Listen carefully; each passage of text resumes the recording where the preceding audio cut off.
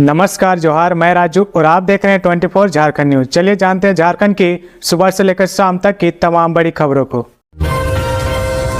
झारखंड अंतर्राष्ट्रीय film festival के chairman पर एफआईआर, बिना अनुमति राज्यपाल और सीएम की तस्वीर लगाने का आरोप। रांची के मोहराबादी मैदान में आयोजित छठे झारखंड अंतर्राष्ट्रीय फिल्म फेस्टिवल के चेयरमैन ऋषि प्रकाश मिश्रा के खिलाफ एफआईआर दर्ज की गई है। लालपुर थाने में कार्यपालक दंडा अधिकारी जफर हसनाथ की ओर से यह प्राथमिकी दर्ज करवाई गई है। एफआईआर में आरोप लगाया गया कि झारखंड फिल्म फेस्टिवल के आयोजन में बिना अनुमति के झारखंड के राज्यपाल संतोष कुमार गंगवार, मुख्यमंत्री हेमंत सोरेन की तस्वीरें और राज्य के आधिकारिक लोगों का इस्तेमाल किया गया, जो कानूनी रूप से गलत है। फिल्म फेस्टिवल के दूसरे दिन रविवार को प्रशासन ने आयोजन पर रोक लगा दी। अधिकारियों के अनुसार इस कार्यक्रम के लिए कोई आधिकारिक अनुमति नहीं ली गई थी। साथ ही आयोजन स्थल मोहराबादी मैदान के उपयोग की तय फीस का भुगतान भी नहीं किया गया था। फेस्टिवल के अचानक रद्द होने से बाहर से आए कलाकारों में नाराजगी दिखी। कई कलाकार आयोजन स्थल तक पहुंच चुके थे, लेकिन कार्यक्रम बंद होने की सूचना मिलते ही वापस लौट गए। इसके अलावा फेस्टिवल को देखने के लिए हजारों की संख्या में पहुंचे फैंस भी निराश होकर लौट गए। चतरा में एससीबी का एक्शन, रिश्वत लेते एसडीओ कार्यालय के कंप्यूटर ऑपरेटर गिरफ्तार। चतरा जिले में भ्रष्टाचार निरोधक ब्यूरो एससीबी ने बड़ी कार्रवाई की है। सिमरिया एसडीओ कार्यालय के गोपनीय शाखा में कार्यरत कंप्यूटर ऑपरेटर आफ्ताब अंसारी को 10,000 रुपये घूस लेते रंगे हाथ गिरफ्तार किया है। यह गिरफ्तारी सिमरिया एसडीओ सा डीसीएलआर कार्यालय परिसर में हुई है, जहां एससीबी की टीम पहले से ही जाल बिछाकर बैठी थी।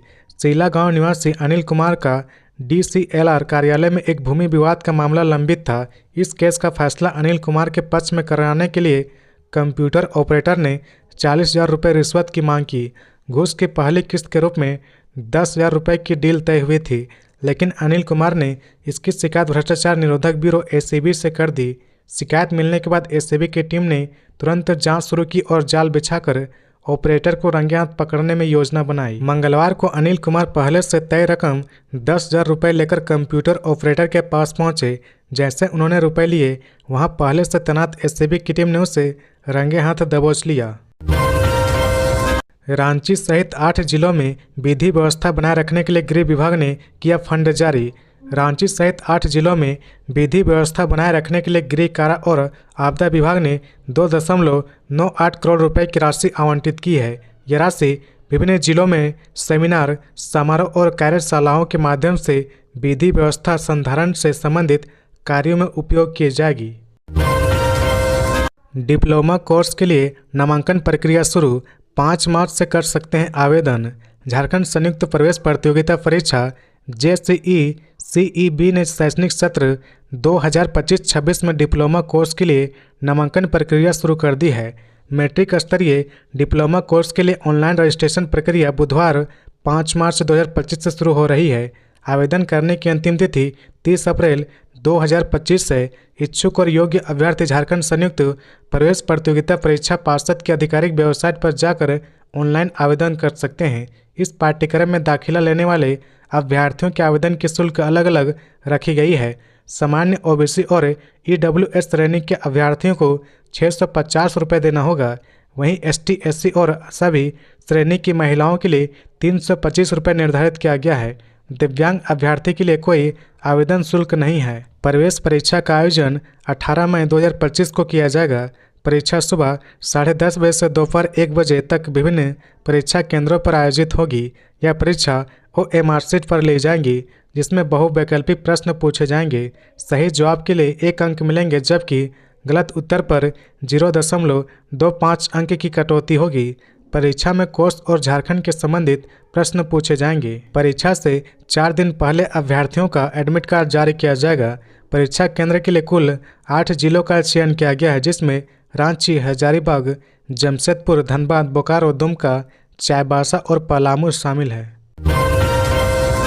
हाईकोर्ट में ईडी के अधिकारियों पर दर्ज केस की जांच याचिका पर हुई सुनवाई। सीएम ने दी है याचिका। राज्य के मुख्यमंत्री हेमंत सोरेन द्वारा ईडी के अधिकारियों पर दर्ज करवाए गए केस की जांच की मांग के लिए दायर याचिका पर हाईकोर्ट में मंगलवार को सुनवाई हुई। सुनवाई के दौरान अदालत ने ईडी के अधिकारियों के विरुद्ध पीड़क कार्रवाई पर रोक के आदेश को विस्तार देते हुए सरकार को जवाब दाखिल करने का निर्देश दिया है।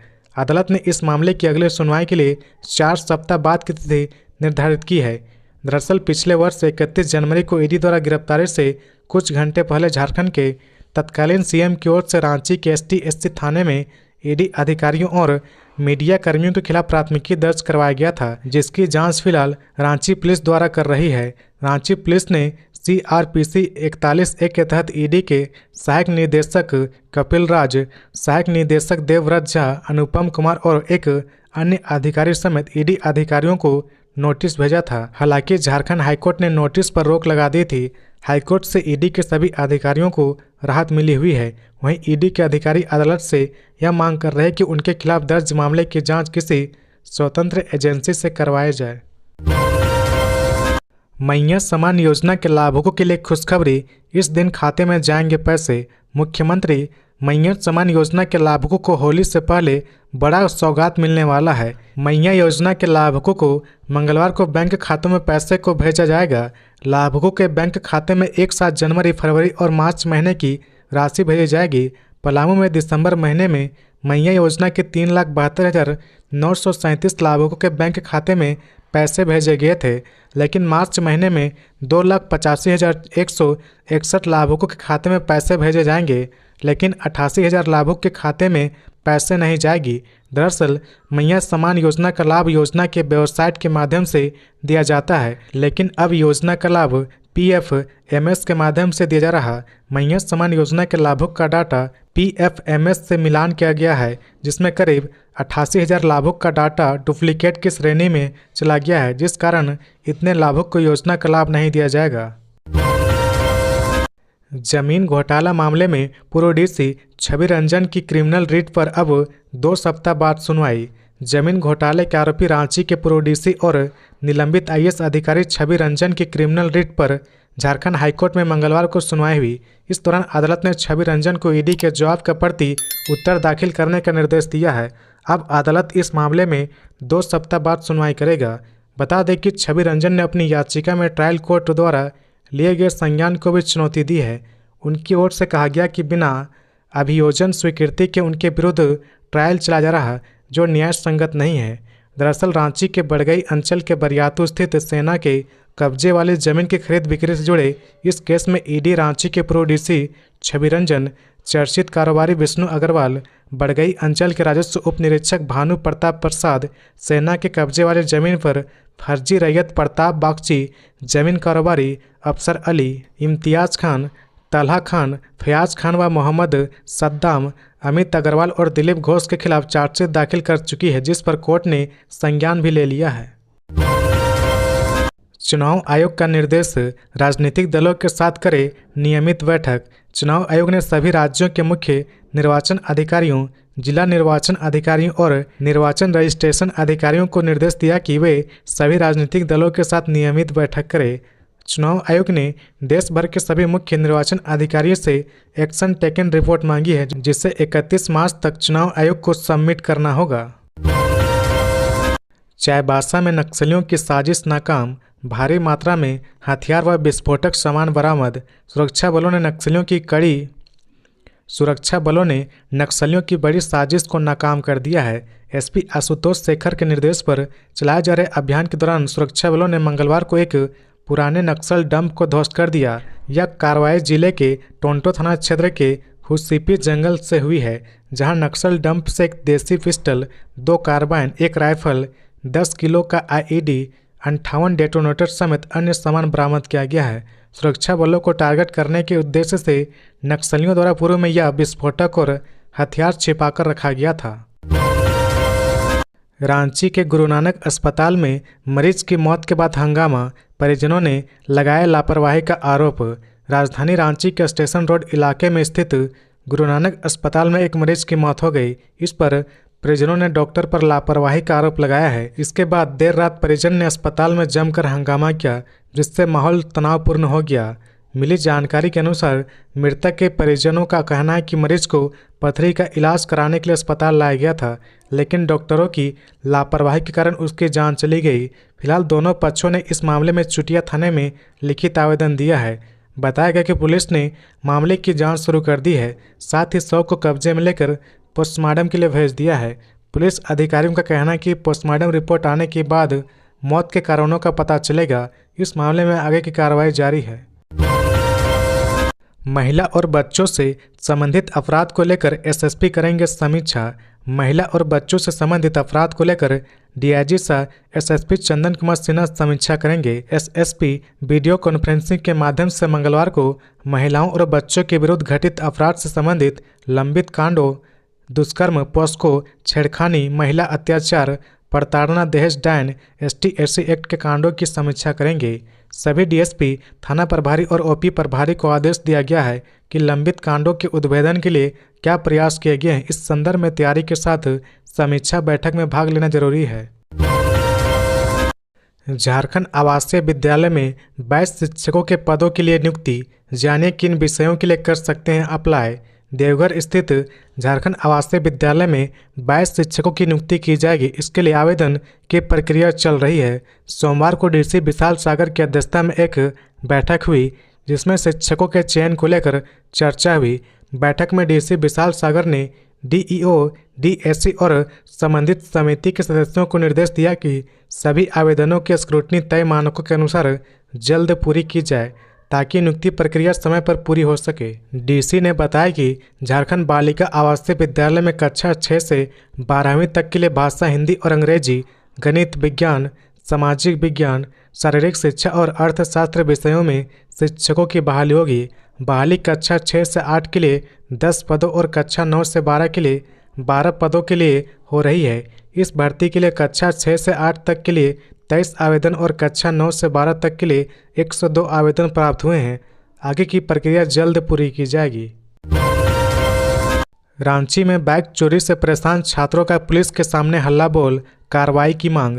राजधानी रांची के मोहराबादी मैदान स्थित झारसा सेंट्रल लाइब्रेरी में छात्र बाइक चोरी की समस्या से दो चार हो रहे हैं। छात्रों का आरोप है कि लाइब्रेरी के बाहर से उनकी बाइक चोरी कर ली जा रही है, जिसके बाद बाइक चोरी की घटनाओं से परेशान छात्रों ने परिसर के बाहर जमकर प्रदर्शन किया। छात्रों ने मीडिया से चर्चा में कहा कि झारसा सेंट्रल लाइब्रेरी के बाहर से 2 महीने के बीच 8 से ज़्यादा दोपहिया वाहनों की चोरी हुई है। ताज़ा घटना मंगलवार की है। यहाँ एक छात्र की बाइक चोरी हो गई, जिसके बाद छात्र आक्रोशित हो गए। इस दौरान आक्रोशित छात्रों ने लाइब्रेरी प्रबंधक के ऑफिस के सामने जमकर हंगामा किया। हंगामा और प्रदर्शन कर रहे छात्रों की मांग है कि लाइब्रेरी में प्रतियोगिता परीक्षा की तैयारी करने के लिए आने वाले छात्रों की बाइक और स्कूटी गायब हो रही है। ऐसे में सभी छात्रों को लाइब्रेरी के अंदर बाइक रखने की अस्थायी व्यवस्था दी जाए। छात्रों का आरोप है कि चोरी की वारदात में दिन प्रतिदिन इफाजा हो रहा है, जबकि लालपुर थाना पुलिस इस मामले को लेकर गंभीर नहीं है। इस हंगामे की सूचना पर लालपुर थाना के पुलिस ने छात्रों को समझाया और उन्हें आश्वासन दिया कि उनकी बाइक के लिए उचित जगह का चयन करने के बाद स्थान मुहैया करा दी जाएगी। वहीं आक्रोशित छात्रों ने आरोपियों के खिलाफ कड़ी कार्रवाई करने की मांग की है। हेमंत सोरेन सरकार ने दिव्यांग और अनाथ विद्यार्थियों को दी खुशखबरी, सालाना मिलेगा 10 लाख रुपए। झारखंड बजट में वित्त मंत्री राधाकृष्ण किशोर ने कई बड़ी सौगातें दी हैं। उन्होंने अपने बजट भाषण के दौरान राज्य के दिव्यांग और अनाथ विद्यार्थियों के लिए एक बड़ी घोषणा की है। हेमंत सरकार ने दिव्यांग और अनाथ विद्यार्थियों की उच्च शिक्षा के लिए वाल्मीकि छात्रवृत्ति योजना शुरू करने का निर्णय लिया है। इस योजना के तहत ट्यूशन फी के रूप में 10 लाख रुपए सालाना छात्रवृत्ति दी जाएगी। इसके अलावा अद्यतन सामग्री और दैनिक उपयोग के लिए 4,000 रुपये प्रति माह आर्थिक सहायता भी दी जाएगी। इस योजना का लाभ राज्य के 10वीं और 12वीं पास विद्यार्थी को ही मिलेगा। सोमवार को सदन में 1,45,400 करोड़ रुपए का बजट पेश हुआ है। बाबूलाल मरांडी ने दुमका में महिला की दुष्कर्म के बाद हत्या मामले में पुलिस को जल्द कार्रवाई का दिया निर्देश। दुमका जिले के काठीकुंड थाना क्षेत्र में एक 32 वर्षीय महिला का अर्धनग्न शव बरामद हुआ है। महिला रविवार दोपहर स्नान करने के लिए नदी गई थी, लेकिन वापस नहीं लौटी। सोमवार को उसका शव झाड़ियों में मिला। आशंका है कि उसके साथ दुष्कर्म के बाद हत्या की गई। बीजेपी प्रदेश अध्यक्ष बाबूलाल मरांडी ने इस मामले में दुमका पुलिस को जल्द कार्रवाई कर दोषियों को गिरफ्तार करने का निर्देश दिया है। बाबूलाल मरांडी ने अपने सोशल मीडिया हैंडल एक्स पर कहा कि दुमका में हुई दिल दहला देने वाली घटना ने एक बार फिर कानून व्यवस्था पर सवाल खड़े कर दिए हैं। हेमंत सोरेन सरकार के झारखंड को नए प्रखंडों की सौगात। बजट सत्र में विधायकों से किया ये आग्रह। झारखंड विधानसभा के बजट सत्र में सोमवार को मुख्यमंत्री हेमंत सोरेन ने नए प्रखंडों के गठन को लेकर घोषणा की है। उन्होंने कहा कि विभिन्न पंचायतों को मिलाकर प्रखंड बनाने की मांग विधायकों की ओर से लगातार की जा रही है। यह विषय गंभीर है। हेमंत सोरेन ने कहा कि विधायक अपने विधानसभा क्षेत्र की भौगोलिक संरचना को ध्यान में रखते हुए अपनी बातों से अवगत कराएं। सरकार इस पर वृहद निर्णय लेगी। जरमुंडी विधायक देवेंद्र कुंवर की ओर से पूछे गए तारांकित प्रश्न पर मुख्यमंत्री ने यह घोषणा की। विधायक देवेंद्र कुंवर ने दुमका जिले के नौनीहाट को प्रखंड का दर्जा दिलाने का आग्रह किया। उन्होंने कहा कि नैनीहाट से जरमुंडी प्रखंड की दूरी 12 किलोमीटर, रामगढ़ प्रखंड से 30 किलोमीटर, सरैयाहाट प्रखंड से 24 किलोमीटर और जामा प्रखंड से 24 किलोमीटर की दूरी पर स्थित होने के कारण नैनीहाट के आसपास के ग्रामीणों को प्रखंड कार्यालय में सरकारी कार्य कराने में कठिनाई हो रही है। उन्होंने कहा कि झारखंड में बिना बच्चे के भी स्कूल चलेंगे। झारखंड में बिना छात्रों के भी स्कूल चलेंगे। स्कूली शिक्षा मंत्री रामदास सोरेन ने कहा कि हम स्कूल बंद नहीं कर सकते। स्कूलों में शिक्षक भी रहेंगे। यह सच है कि ऐसे स्कूलों में बच्चे नहीं हैं, लेकिन हम वहां बच्चों को स्कूल में लाने की कोशिश कर रहे हैं। अगर स्कूल बंद कर देंगे तो बच्चे और भी नहीं आएंगे। सोरेन भाजपा विधायक राज सिंह के सवाल का जवाब दे रहे थे। राज सिन्हा ने मंगलवार को सदन में एक सवाल पूछा था कि झारखंड के 199 स्कूलों में एक भी छात्र नहीं है, लेकिन वहां 398 शिक्षक कार्यरत हैं। झारखंड में चालकों के लिए कल्याण योजना की मांग। मंत्री बोले, पड़ोसी राज्यों की पढ़ेंगे नीतियां। विधायक अरुण चटर्जी ने मंगलवार को सदन में चालकों के लिए कल्याण योजना लागू करने की मांग की है। उन्होंने कहा कि बिहार में चालक कल्याण योजना लागू की गई है। इस पर मंत्री दीपक बिरुवा ने कहा कि पड़ोसी राज्य की नीतियों का विस्तृत अध्ययन कर इस पर निर्णय लिया जाएगा। इस पर कम से कम 6 महीने लगेंगे। वहीं अनंत प्रताप देव ने बंशीधर नगर को तीर्थ स्थल कॉरिडोर के रूप में विकसित करने की मांग की है। जनार्दन पासवान ने कहा कि चतरा के कुंदा में खतियानी जमीन पर बसे लोगों के 20 घरों को वहां के डीएफओ राहुल कुमार मीणा के आदेश पर बुलडोजर से ध्वस्त कर दिया गया। ये घर आदिवासी और पिछड़ी जातियों के हैं। इसकी जांच कराकर दोषी अफसर पर कार्रवाई करे। जिस अफसर पर जांच होना चाहिए उसी अफसर ने रिपोर्ट भेजा है। इस मामले की विधानसभा की कमेटी बनाकर जांच कराई जाए। इस पर प्रभारी मंत्री योगेंद्र प्रताप ने कहा कि चतरा उत्तरी प्रमंडल के अधिसूचित वन भूमि है। इसकी विस्तृत जानकारी लेकर चलते सत्र में उपलब्ध करा दिया जाएगा। संजय यादव ने कहा, छोटे उद्योगों को बढ़ावा देने को सरकार गंभीर। जरूरत होगी तो प्रोक्योरमेंट पॉलिसी में भी होगा बदलाव। आज सदन में विधायक राज सिन्हा ने कहा कि सूक्ष्म और लघु उद्योगों में 34,000 रोजगार की कमी आई है। प्रोक्योरमेंट पॉलिसी के तहत राज्य सरकार झारखंड के कुटीर उद्योगों से सामानों की खरीद नहीं हो रही है, जबकि नियम छोटे उद्योगों से 25% माल खरीदने का है। छोटे छोटे उद्योगों को बढ़ावा देने के लिए सरकार जमीन उपलब्ध नहीं करा रही है। इस पर उद्योग मंत्री संजय यादव ने सदन में कहा, अभी तो सरकार के केवल 3 महीने ही हुए हैं, समय दीजिए। राज्य में सूक्ष्म और लघु उद्योग को हम बढ़ावा देंगे। रांची सीरम टोली फ्लाईओवर के विरोध में आदिवासी संगठन 7 मार्च को करेंगे प्रदर्शन। सीरम टोली सरना स्थल के सामने बनाएंगे रैंप को लेकर आदिवासी समाज में आक्रोश देखा जा रहा। सोमवार को विभिन्न आदिवासी संगठनों ने मीडिया को संबोधित किया। इस दौरान सरना प्रार्थना सभा से राहुल तिर्की ने कहा कि सीरम टोली सरना स्थल के सामने बने रैंप को हटाने के लिए किसी भी राजनीतिक दल ने विधानसभा में आवाज़ नहीं उठाई है, जबकि सीरम टोली सरना स्थल आदिवासियों के लिए एक पवित्र स्थल माना जाता है। लेकिन यहाँ पर वाहनों के आवागमन के लिए रैंप बनाया गया है, जो आदिवासी समाज के पवित्र स्थल को नुकसान पहुँचाने का प्रयास कर रहा है। जय आदिवासी केंद्रीय परिषद के अध्यक्ष निरंजना हेरेंस ने कहा कि सिरम टोली शरणा स्थल के सामने बनाएंगे रैंप के विरोध में हजारों आदिवासी 7 मार्च को हरमू देशवाली पूजा स्थल के सामने से विरोध मार्च निकालेंगे जो विधानसभा तक जाएगा। इस पैदल मार्च में शामिल सभी आदिवासी समाज के लोग पारंपरिक वेशभूषा में होंगे। सामाजिक कार्यकर्ता राजेश लिंडा ने कहा कि रैंप हटवाने के लिए मंत्री और विधायक केवल आश्वासन दे रहे, जबकि यह धार्मिक स्थल सभी आदिवासी समाज के लिए एक पवित्र स्थल है। आमदनी बढ़ाने के लिए पेट्रोल पंप खोलेगी झारखंड पुलिस। डीजीपी अनुराग गुप्ता ने तैयार किया यह प्लान। झारखंड पुलिस के पास बड़ी मात्रा में जमीन उपलब्ध है जिसका उपयोग व्यावसायिक उद्देश्यों के लिए किया जा सकता है। खासकर पेट्रोल पंप जैसी सुविधाओं के लिए बड़ी जमीन की आवश्यकता होती है और इसी को ध्यान में रखते हुए झारखंड पुलिस ने अपनी जमीन को किराए पर देने की योजना बनाई है। डीजीपी अनुराग गुप्ता पुलिस कल्याण की दिशा में कई पहल कर रहे हैं। उनकी योजना के तहत झारखंड पुलिस अपनी जमीन केवल पेट्रोल पंप खोलने के लिए किराए पर देगी। हालांकि पुलिस खुद इन पेट्रोल पंपों का संचालन नहीं करेगी, न ही पुलिसकर्मी इसमें शामिल होंगे। कुछ समय पहले इस बारे में अफवाहें थी कि झारखंड पुलिस खुद पेट्रोल पंप चला सकती है, लेकिन डीजीपी ने इसे स्पष्ट करते हुए कहा कि पुलिस केवल जमीन लीज पर देगी। डीजीपी अनुराग गुप्ता के अनुसार पुलिस के लिए कमाई के 3 मॉडल हो सकते हैं। पुलिस खुद पेट्रोल पंप का संचालन करे, किसी को लीज पर देकर इसका संचालन करवाए, जमीन किराए पर देकर उससे राजस्व अर्जित करे। इस योजना के तहत जिस भी पेट्रोलियम कंपनी को पुलिस की जमीन लीज पर मिलेगी वह पुलिस वाहनों के लिए ईंधन आपूर्ति का खर्च वहन करेगी। इससे पुलिस की वित्तीय स्थिति को भी मजबूती मिलेगी। धनबाद में नाले में मिला युवक का शव अंतिम संस्कार में शामिल होने की बात कहकर घर से निकला था। धनबाद के कुमार दुबे बाजार में एक दुखद घटना सामने आई है, जहां किड्स प्ले स्कूल के पास एक नाले में एक युवक का शव मिला है। मृतक की पहचान राजेश महतो के रूप में हुई है, जो कुमार दुबे श्रम कल्याण केंद्र का निवासी था और एक टेलर की दुकान में काम करता था। राजेश के परिजनों ने बताया कि वह सोमवार दोपहर में एक परिचित के अंतिम संस्कार में जाने की बात कहकर घर से निकला था, लेकिन देर रात तक घर नहीं लौटने पर परिजन ने उसकी खोजबीन की, लेकिन उसका कुछ पता नहीं चल पाया। स्थानीय लोगों ने बताया कि राजेश को नशे की लत थी और उसकी नाक और माथे पर चोट के निशान मिले हैं। प्रारंभिक जांच में अत्यधिक नशे की हालत में नाले में गिरकर मौत होने की आशंका जताई जा रही है। कुमार दुबे पुलिस ने शव को पोस्टमार्टम के लिए धनबाद भेज दिया और मामले की जांच जारी है।